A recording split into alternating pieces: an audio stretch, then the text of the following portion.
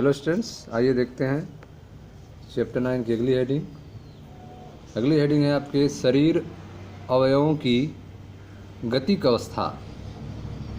शरीर अवयवों की गतिक अवस्था अर्थात उपापचय की संकल्पना के बारे में। ठीक है, उपापचय होता क्या है, शरीर की गतिक अवस्थाएं क्या क्या होती हैं, इसके बारे में जो है इस हेडिंग में आपको बताया जाएगा। आप कक्षा 11 चैप्टर 9 पढ़ रहे हैं जैव अणु के बारे में। आइए देखते हैं। हम लोगों ने अब तक जो अध्ययन किया है उसके अनुसार जीव, चाहे वह साधारण जीवाणु कोशिका हो, प्रोटोजोआ, पौधा या प्राणी हो, ये सभी हजारों कार्बनिक यौगिक से मिलकर बने होते हैं। ठीक है, तो अब तक जो भी आपने अध्ययन किया, इस आधार पर आप कह सकते हैं कि जीव, चाहे वह छोटा हो या बड़ा हो, सभी जो है हजारों कार्बनिक यौगिक से मिलकर बने होते हैं। साधारण में जैसे कि जीवाणु कोशिका हो, प्रोटोजोआ हो, पौधा या प्राणी हो। ठीक है, तो ये सभी हजारों कार्बनिक यौगिकों से मिलकर बने होते हैं। ये यौगिक या जैव अणु, ये जो यौगिक हैं इनको क्या कहते हैं? जैव अणु कहते हैं, बायोमॉलिक्यूल कहते हैं। एक निश्चित सांद्रता में मिलते हैं। ये यौगिक जो हैं या जैव अणु एक निश्चित सांद्रता में मिलते हैं। कैसे व्यक्त करते हैं इसके सांद्रता को? तो इन्हें मोल्स प्रति कोशिका या मोल प्रति लीटर आदि के रूप में व्यक्त करते हैं। ठीक है, इसे मोल प्रति कोशिका के रूप में या मोल्स प्रति लीटर के रूप में व्यक्त किया जाता है जैव अणुओं के निश्चित सांद्रता को। ठीक है, अध्ययनों से एक जो प्रमुख जानकारी प्राप्त हुई है, ठीक है, जो भी अध्ययन किए गए उनसे जो एक प्रमुख जानकारी हमें मिली कि उसके अनुसार जैव अणुओं में हेर फेर होता रहता है। ठीक है, जो भी अध्ययन हुआ उस अध्ययन के अनुसार हमें जानकारी मिली कि ये जो बायोमॉलिक्यूल्स हैं, जैव अणु हैं, इनमें हेर फेर होता रहता है। ये लगातार दूसरे नए जैव अणुओं में परिवर्तित होते रहते हैं और दूसरे जैव अणुओं से मिलकर बनते रहते हैं। ठीक है, तो अध्ययनों से एक जो प्रमुख जानकारी प्राप्त हुई कि उसके अनुसार जैव अणुओं में हेर फेर होता रहता है। इससे तात्पर्य यह है कि ये लगातार दूसरे नए जैव अणुओं में परिवर्तित होते रहते हैं। ठीक है, ये लगातार दूसरे नए जैव अणुओं में परिवर्तित होते रहते हैं और दूसरे जैव अणुओं से मिलकर बनते रहते हैं। ठीक है, तो ये जो जैव अणु हैं लगातार दूसरे नए जैव अणुओं में परिवर्तित होते रहते हैं और दूसरे जैव अणुओं से मिलकर बनते रहते हैं। जीवधारियों में यह निर्माण व विखंडन रासायनिक अभिक्रिया द्वारा लगातार होता रहता है। ठीक है, जीवधारियों में यह निर्माण और विखंडन जो है रासायनिक अभिक्रियाओं द्वारा लगातार होता रहता है। ठीक है, सभी इन अभिक्रियाओं को उपापचय कहते हैं। सभी में यह जो लगातार निर्माण, विखंडन और रासायनिक अभिक्रिया हो रही हैं, इन सबको ही उपापचय कहा जाता है, मेटाबॉलिज्म कहा जाता है। ठीक है, तो आप देख रहे हैं कि जीव, चाहे वह साधारण हो, जीवाणु कोशिका हो, प्रोटोजोआ हो, या फिर जटिल हो जैसे कि पौधा और प्राणी, ये सभी हजारों कार्बनिक यौगिकों से मिलकर बने होते हैं। ये यौगिक या जैव अणु एक निश्चित सांद्रता में मिलते हैं। ठीक है, अध्ययन से जो प्रमुख जानकारी प्राप्त हुई है कि जैव अणुओं में हेर फेर होता रहता है, अर्थात ये लगातार दूसरे नए जैव अणुओं में परिवर्तित होते रहते हैं और दूसरे जैव अणुओं से मिलकर बनते रहते हैं। जीवधारियों में यह निर्माण व विखंडन रासायनिक अभिक्रिया द्वारा लगातार होता रहता है और यही सारी प्रक्रियाएं जो हैं, सभी इन रासायनिक अभिक्रियाओं को उपापचय कहते हैं। सभी उपापचयी अभिक्रियाओं द्वारा जैव अणुओं का रूपांतरण होता रहता है। ठीक है, तो ये जो उपापचयी अभिक्रियाएं हैं, सभी उपापचयी अभिक्रियाओं के द्वारा ही जैव अणुओं का रूपांतरण होता रहता है। सभी उपापचयी अभिक्रियाओं के द्वारा जैव अणुओं का रूपांतरण होता रहता है। ठीक है, कुछ उपापचयी रूपांतरण के उदाहरण निम्न हैं। ठीक है, कुछ उपापचयी का उदाहरण यहाँ देखें, जैसे कि अमीनो अम्ल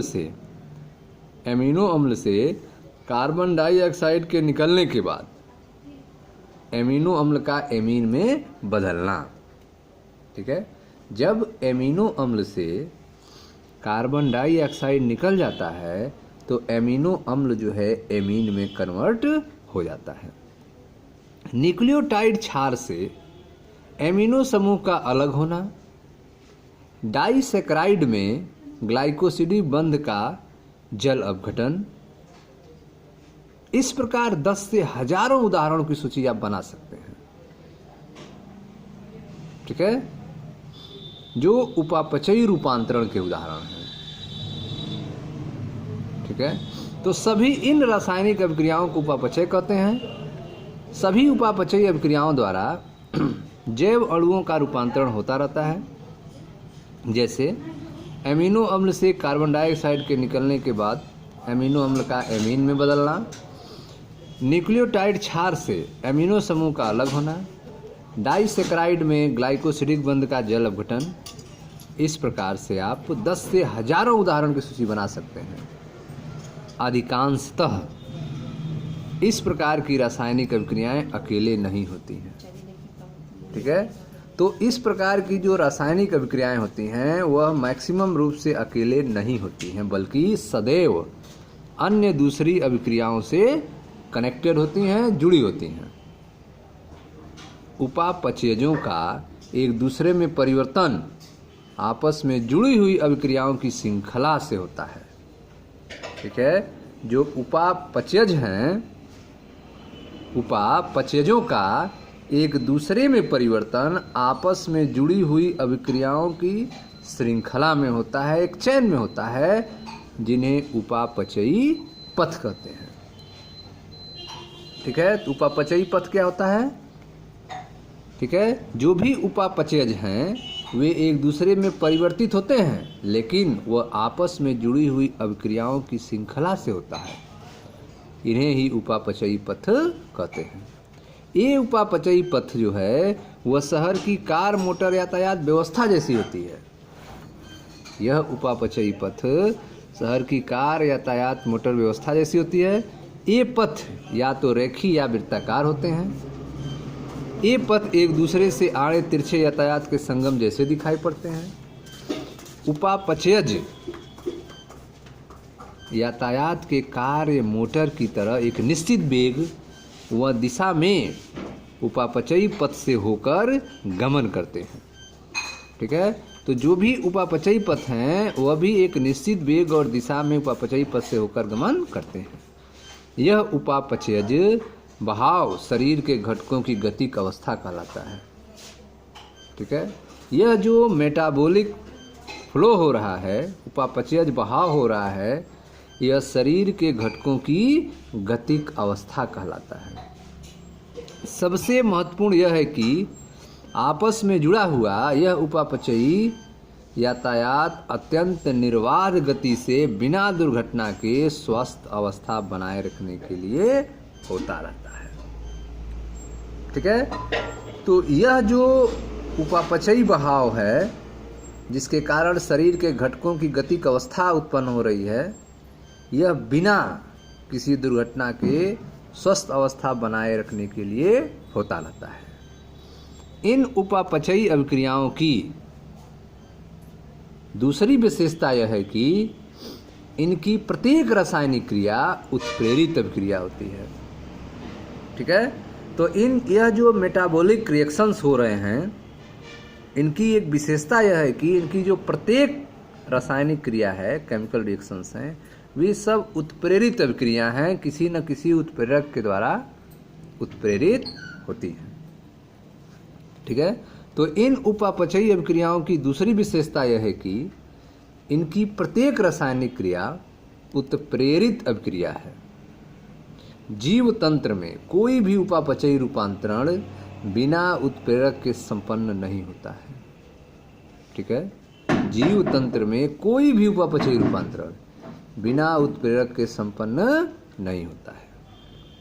कार्बन डाइऑक्साइड का पानी में घुलना एक भौतिक प्रक्रिया है। ठीक है, कार्बन डाइऑक्साइड का पानी में घुलना एक भौतिक प्रक्रिया है, लेकिन जीव तंत्र में यह उत्प्रेरित अभिक्रिया होती है।